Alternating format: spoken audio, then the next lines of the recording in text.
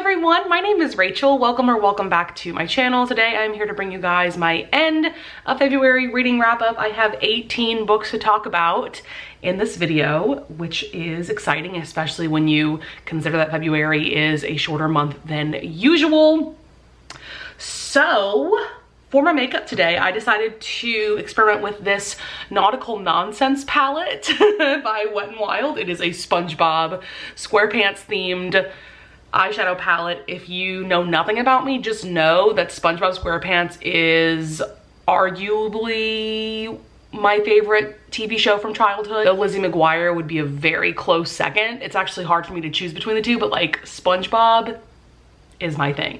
So when I saw that there was a Spongebob collection by Wet n Wild, I jumped on that. So I really have no idea what colors I'm gonna do. I think we're just gonna experiment a little bit today. And without further ado, let's take off the glasses and let's talk about some books. So first off, I read Big Boss by Cassie Mint. I think you guys know at this point how much I just adore Cassie Mint, and this novella was no exception. I gave this one 5 stars. This is part of like her Big Boy series. They're all standalones though. You definitely like do not need to read this series in order by any means. By the way, I thought I would point out that I did do my foundation and concealer already, which is why I look very flat right now. So we have our main character, our heroine. I can't remember names, sorry not sorry.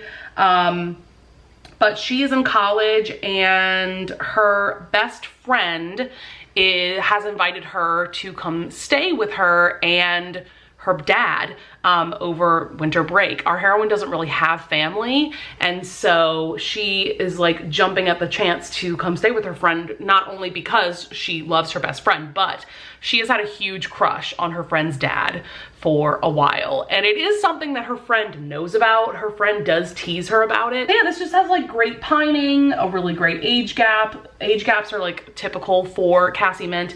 I also took note of, I think Cassie Mint is a really great novella author to go with if you've tried to read Jessica Cain and you're put off by the daddy kink, because Jessica Cain literally uses that in almost all of her novellas. If that's not your thing, I would totally recommend Cassie Mint, because she never uses daddy kink at all, at least not in any of the novellas that I've read, and I've read quite a few of hers at this point. So yeah, fantastic. I don't have much more to say about that one. I am just really looking forward to reading even more from this Big Boy series. Next up are all of the books that I read for this reading vlog that I did, where I read some of Tori's favorite romances. Tori from Novel Life. I will link her down in the description below. So I'm not going to talk about these books too much in this video because I discussed them at length in that vlog, especially the duet I'm about to talk about right now, which is the Antiheroes in Love duet by Gianna Darling. I spent like half of that vlog talking about this duet alone, so I'm really not going to harp on it much in this video. But this is a dark romance, mafia romance duet about our main characters. We have Elena, who is a lawyer, and we have Dante, who is the capo in his Italian mafia group family, and he's been accused of murder, and so Elena is on his legal counsel, his legal team. And so then it turns into like a forced proximity situation, because Dante is just smitten with Elena and he demands that she come to live with him in his apartment. He's on house arrest because he's awaiting trial for this murder. And so yeah, things go on from there. Like I said, I discussed this at length in that reading vlog. I absolutely adored this. I am obsessed with Dante, the hero, like, and that's putting it lightly. Like, he's my new book husband. I adore this man with my heart and my soul. And just like with how Tori pitches it, I highly recommend this one if a mafia romance with a sunshiny hero and a grumpy heroine interests you at all, because that is something that you never see with mafia romances. These 2 books are the first books that I've read by this author, and I also want to mention that I adored book 2 even more than book one. I cannot wait to read more from Gianna Darling, specifically her like enthralled duet, which is kind of connected to this little series, but then also her Fallen Men series, which is a motorcycle club romance series. So looking forward to that. So then the other two books that I read for that vlog, the first one is Hooked by Emily McIntyre. This is a darker mafia-esque romance, and it's also like a Peter Pan reimagining where our Hook-like character is the hero, the love interest, and Wendy is our heroine. And it's mafia. I say that it's mafia-esque because James, our Hook-like character, has his own like mafia-like, you know, organized crime group thing going on. And then we have Wendy, whose father is Peter, the Peter Pan-like character, and her father is like the antagonist of this story. Yeah, it's just a very solid, dark romance. There's a lot of crazy things going on. There's like kidnapping at some point. Yeah, there's just a lot. I gave it 4 stars though. It was very solid. I understand why Tori loves this one so much. And then the other book that I read for that vlog was The Hunter by Kerrigan Byrne. I gave this 2.5 stars. I was really looking forward to this one. I thought that I was going to love it, or at least like I was hoping to love it, but Kerrigan Byrne had been a very like hit or miss author for me in the past, so I didn't really know if I was going to enjoy this one. I was just like hoping, and unfortunately I didn't, because I gave it 2.5 stars, right? And yeah, this one is one of those plots though that involves our hero Christopher. He's an assassin and he's hired to kill Millie, our heroine, who is an actress, but he ends up falling in love with her and he just can't go through with killing her. So I love those plots, but yeah, unfortunately this one just like didn't really work for me. It is what it is. We are just gonna move on. So then next up we have 40 Love by Olivia Dade. I really have been enjoying Olivia Dade's books lately. I've read her like Avon books, which are like, spoiler alert, all the feels. And then I really loved Teach Me, which is book 1 in this series. I think this series is called There's Something About Marysburg. Though these are definitely like standalones. You do not need to read them in order by any means. And so this one is about Tess, our heroine, and Lucas, our hero. This is the older heroine, younger hero trope, which is a trope that I don't read too often, but I do really enjoy. Oh my god, this has like the funniest meet cute ever. Oh my god. Because Tess is on vacation. I can't remember, I think they're somewhere in Florida if I'm not mistaken, but they're somewhere where there's a beach. And she has a wardrobe malfunction where her bathing suit top flies off when she's in the ocean, in the water. And so Lucas is the only person like relatively close to her, and so she flags him down to help her cover up, like to grab a towel for her or something. And it's just really funny because Lucas gives off this very like flirty frat boy vibe, and like Tess is so like not here for that. And like it's just so entertaining because Lucas is definitely smitten with Tess from the get-go. And so things go on from there. We come to find out that Lucas is a retired tennis player. There were some really solid elements to this. For one thing, there is this really adorable caretaking scene. Tess gets her period, and the way that Lucas takes care of her is just so sweet, so swoony. Love that one. I know that a lot of us really appreciate when romance novels have those kinds of caretaking scenes in them. And then this also had some really great steamy scenes. Like I think this is some of the best steam that I've read from Olivia Dade so far. And then what else did I say? I did give this 3.5 stars. I felt like the second half was kind of boring. I really enjoyed the first half. The second half was just, yeah, I found myself zoning out while listening to the audiobook during the last half.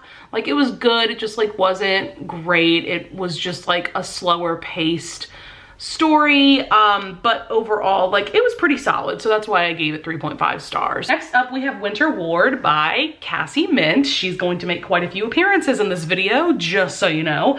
And this one is another part of like her Winter Warmer series. Once again, her series are all standalones though. This one is just, you know, obviously winter themed, and this one is another age gap.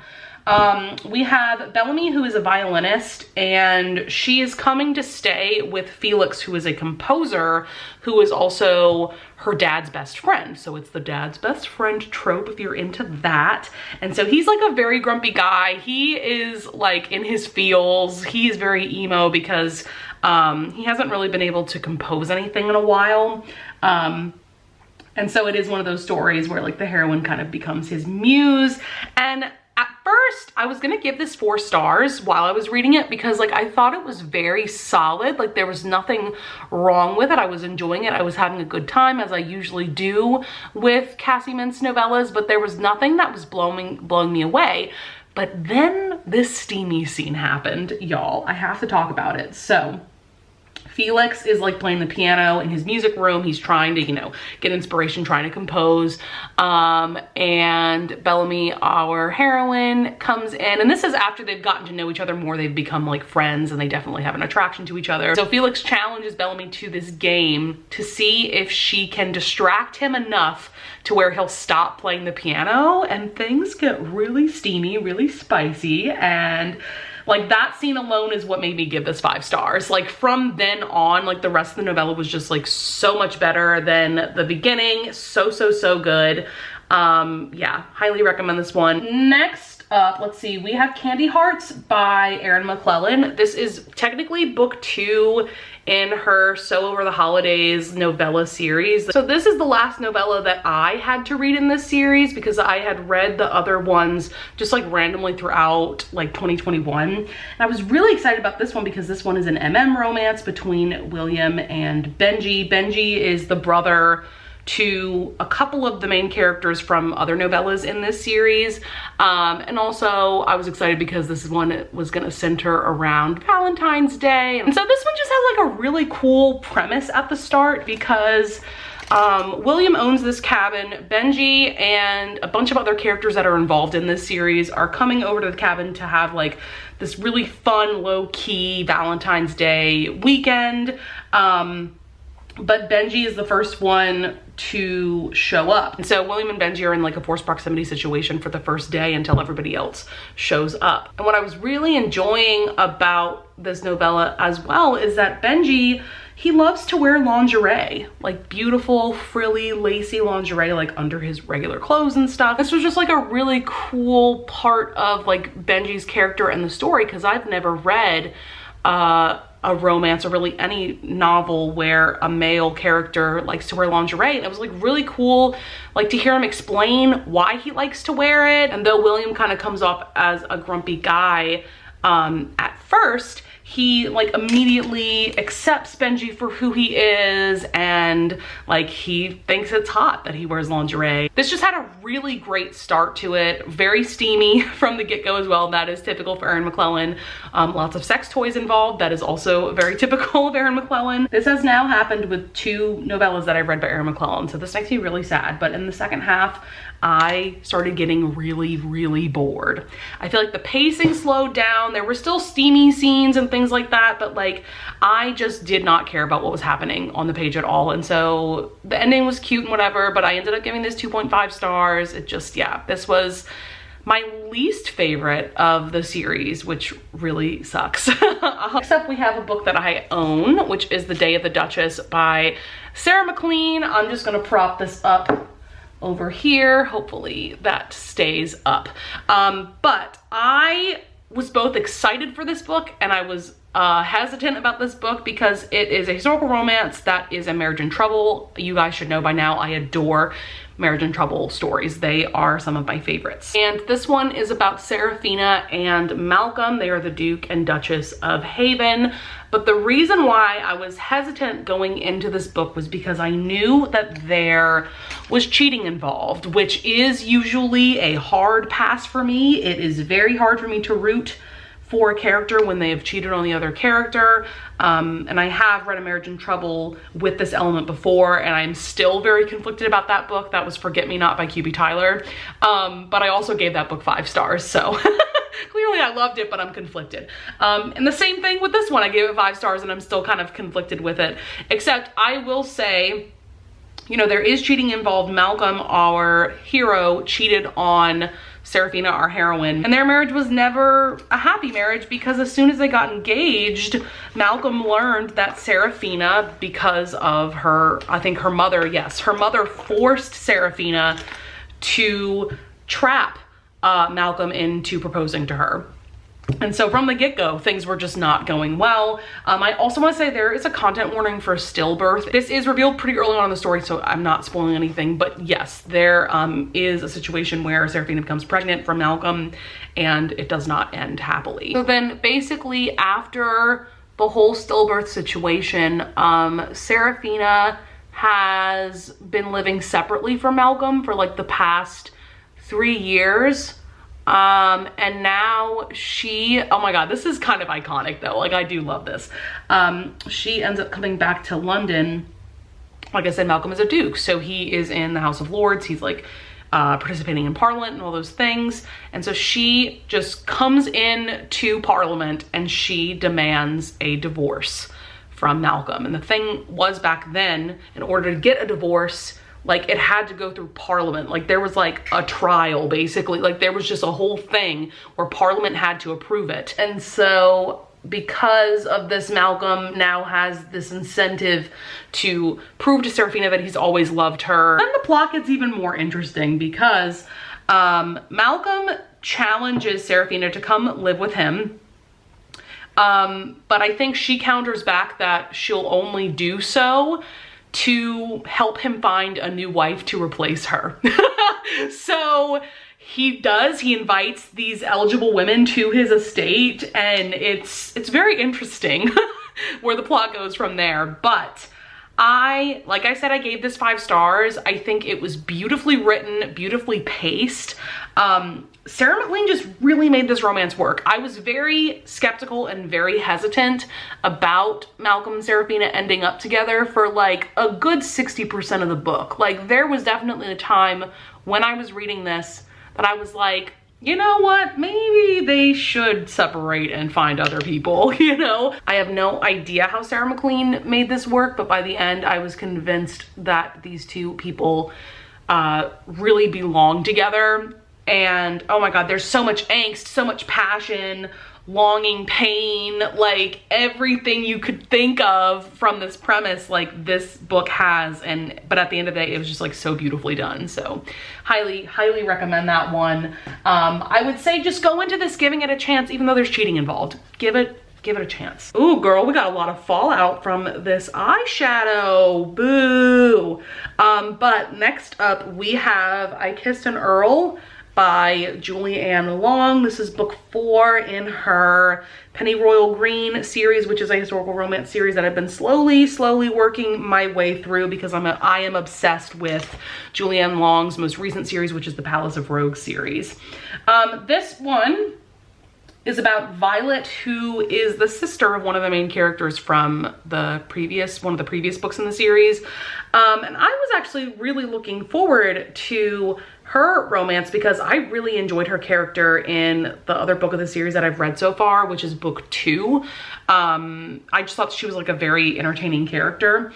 And then we have Asher, who is this man who has just been given the title of an earl. He's done some really good things in service of the crown. He has basically been tasked with finding this really notorious pirate. Violet connects the dots and realizes that one of her brothers is actually this pirate. And so she finds her way onto Asher, our hero's ship, to try to convince him not to hunt down her brother, and like things just go on from there. So we've got, you know, forced proximity, we've got like a travel romance. It's got pirate vibes, even though the hero isn't a pirate, but like they spend a good part of this book on a ship looking for a pirate.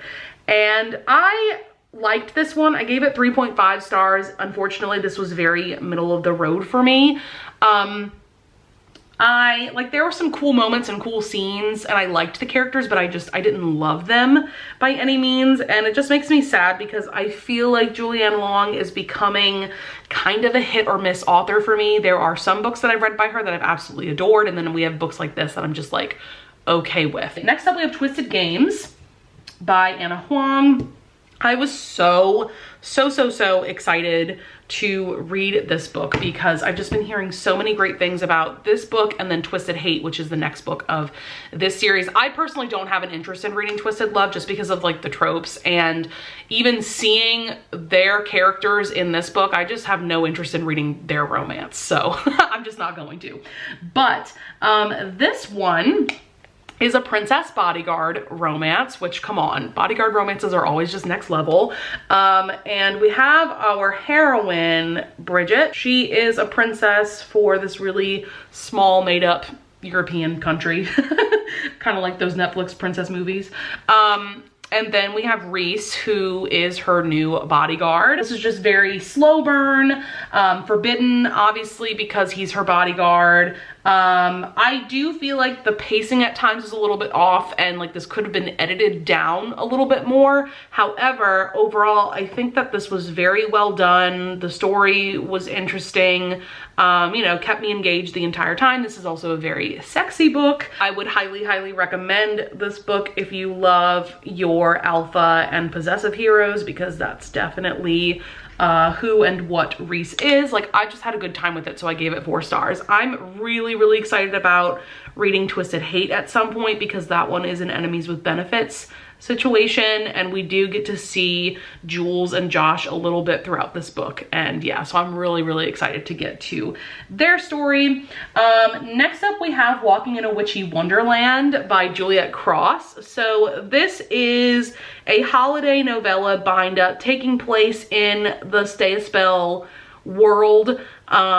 So we are following characters that we followed in the first 3 like full novels of the series, but we're also following some like side characters. Like, one of the novellas is a romance between Charlie and JJ, which are friends of the Savoy sisters. The Savoy sisters are like the main characters of this series.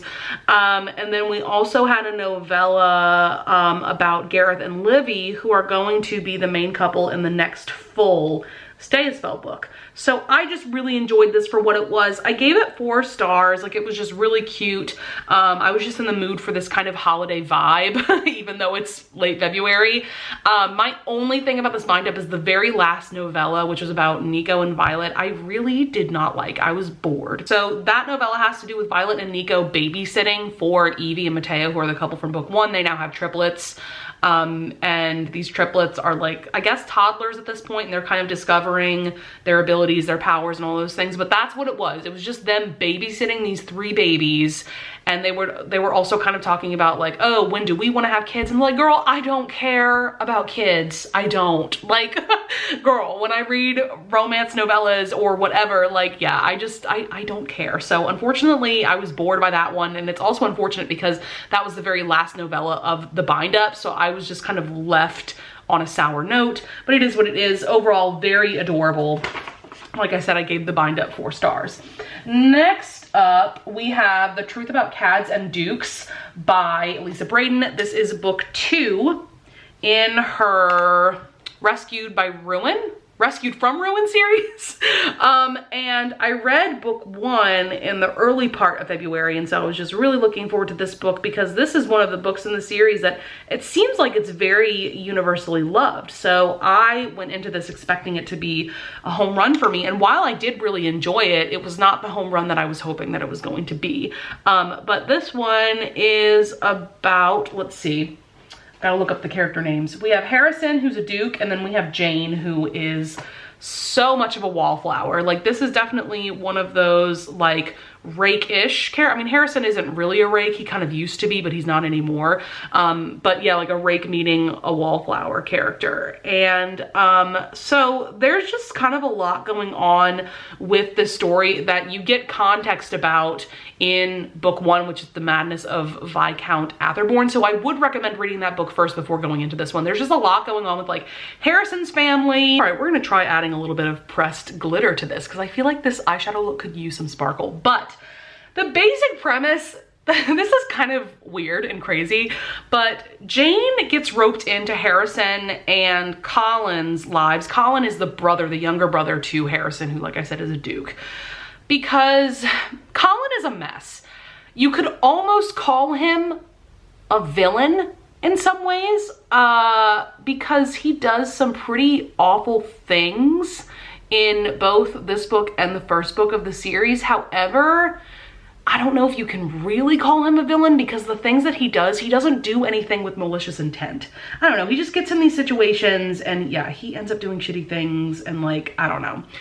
So he ropes Jane into this bet that he is going with his friends. And so the whole bet centers around Colin getting Jane to wear men's clothes and sneak into this random lord's house to try to like steal this necklace. I know this sounds like really weird. When you read the book, it makes more sense. But yeah, there's just a lot going on, right? And so Jane does do this. So this all leads to Jane's ruination because Colin and his friends made it so that the house that she breaks into is the same house where like all of them are gathered together. Like they're just like they're hanging out together, right? They're just having a good time. And so like they catch her in the act of breaking into the house. And so Harrison, being Colin's older brother, knowing that Colin isn't going to propose marriage himself, he proposes marriage to Jane and things go on from there. So yeah, I liked this one. I didn't absolutely love it just because Harrison, I feel like just needed to get his head out of his ass. I just feel like he was being an ass like the whole book. And I was like, girl, can you get it together? Because Jane deserves better. The star of this book is totally Jane and her character development. Oh my God. Like, you know, the start of the book, she's this shy wallflower. And by the end, she is just like this confident and amazing woman and duchess. And it's so cool to read about her character development. And once again, like with the first book that I've read by this author, I thought the writing was really great, really beautiful. Like I am really excited to read more of the books in this series and more books from this author, but just because Harrison was just being such an ass the whole time, I didn't, you know, like absolutely love this one. So I can't give it 5 stars, but I still had a good time, still enjoyed it.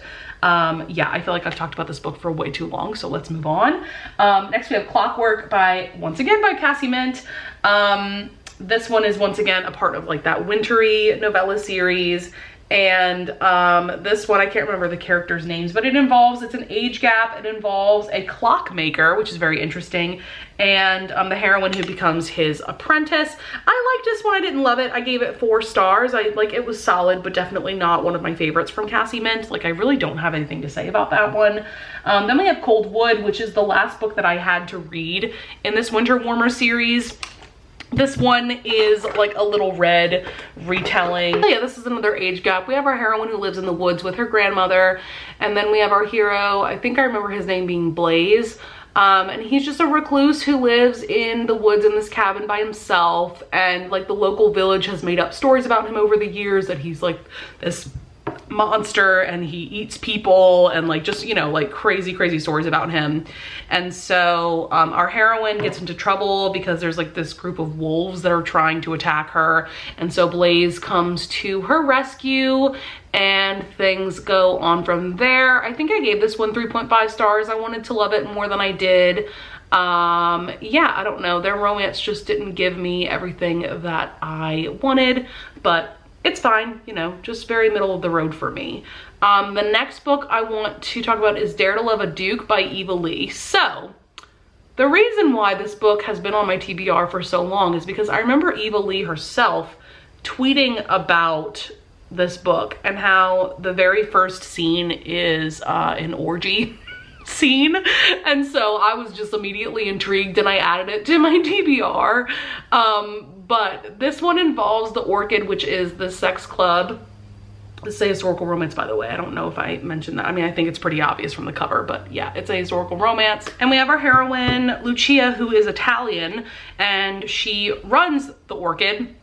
And then we have Tom, who is a duke now. He recently got the title because his father passed away. And let's see, he starts going to the club, but he kind of just wants to observe. He doesn't really want to participate, mainly because he meets Lucia right away. And so he just like starts going to the club really to just talk to her. But they also have like this insane attraction to each other. And so, yeah, things just go on from there. Basically, after the old Duke dies and Tom takes over the title. By the way, Tom is half Irish, which I think is really cool because you don't see like Irish characters in historical romances. You'll see a lot of Scottish characters, but not Irish ones for some reason. But yeah, once he takes over the dukedom, he learns that his father was the owner of the Orchid, of this sex club that Lucia runs. And so he's just gobsmacked because his father was always like this very like pious, judgmental, righteous man. And so it's like crazy that he owned a club like this. And so now he's coming to terms with that and he's trying to figure out if he wants to keep running it or if he wants to close it down. And so that's how him and Lucia end up like kind of starting to work together. And I like this. I didn't love it. I gave it 3 stars. I definitely think that Eva Leigh's writing is so much better now than it was back when she was releasing this series. I think this is book 3 in like her London Underground series. But it was a fun premise. I just think the pacing could have been better and like I just wasn't as like engaged in this story as I have been in her more recent books. Next, we have Throwing Hearts by N.R. Walker. So I was totally influenced to read this by Desiree from Genki Reader. I will link her channel down below.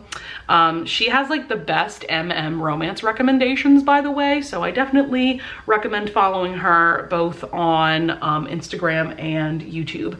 But this one, oh my god, this is like the most adorable romance ever. We have Merrick and Leo. We have Merrick who teaches like a ceramics class, and Leo comes to take the ceramics class because he's a part of this program where like LGBTQIA+ people pair up with like senior citizens who are also LGBTQIA+.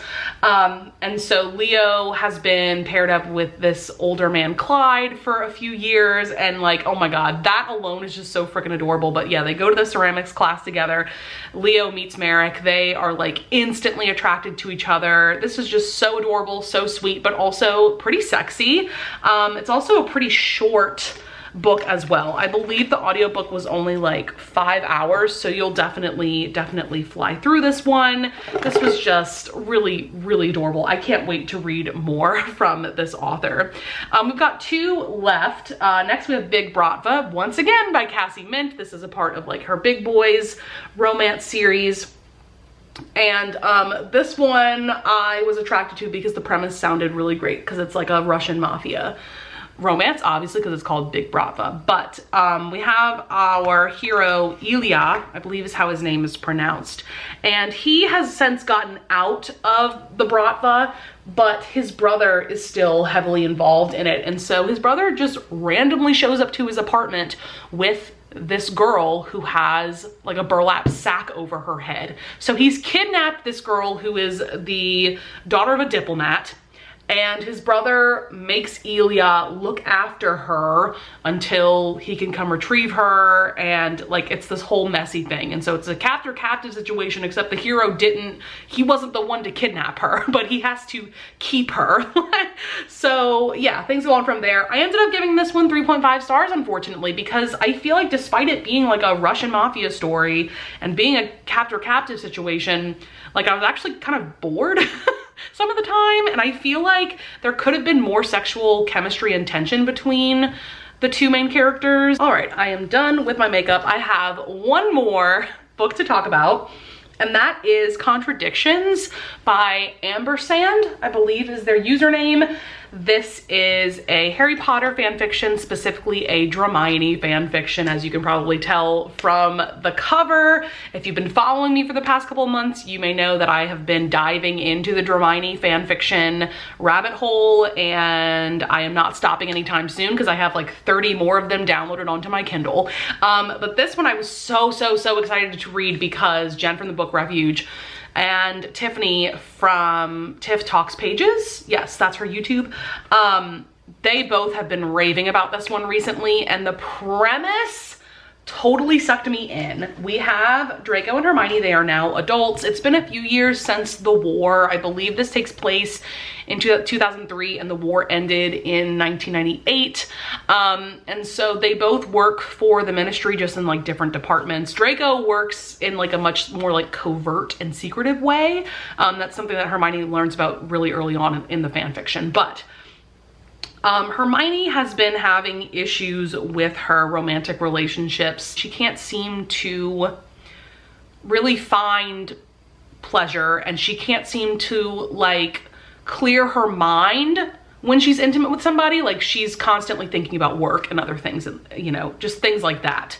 And so she decides to go to this BDSM sex club called the Scarlet Order to see if maybe being a submissive would be for her, to, you know, to see if that would work for her and that would help her clear her mind when she's being intimate with somebody. Lo and behold, she gets paired up with Draco Malfoy, who he's a dominant, and she goes to this club. She glamours herself to look like somebody else, just to kind of like add to the anonymity of it all.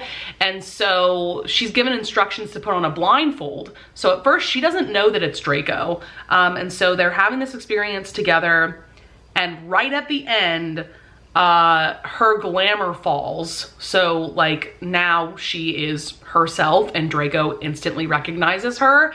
And so yeah, that happens, and things don't go well at first. And so things just go on from there. So this is a fan fiction that I would highly recommend if you are somebody that is just now getting into reading about BDSM, because I love the way that the topic is discussed in this. It really gives you a good introduction into like all the terminology and how things work, and how BDSM is actually a very healthy way of expressing yourself sexually. And yeah, like the way that it explores dominant and submissive relationships. And oh my god, Draco in this, swoon city. Oh my god, I was swooning so much from his character in this. The praise kink in this is like chef's kiss, next level. Oh my god, absolutely amazing. And this is a very intense fan fiction though. It's also very lengthy. A lot of fan fictions are. There's a lot of sexy scenes in this. I'll just throw that out there. Like, this is like a 5 on the spicy scale, like a 5 out of 5 on the spicy scale. But there's also this really interesting mystery going on with like why Draco was working for the ministry after being a Death Eater. Oh my god, I loved this so much. I gave it 5 stars. Like, wow. I highly recommend this one. I did read this in like small installments over the course of a few days because it's so long and it's just so intense and kind of dense.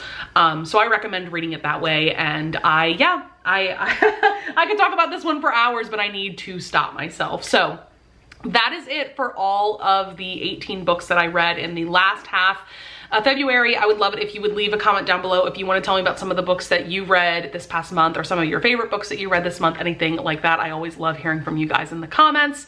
And with all that being said, I will see you guys in the next video. Bye!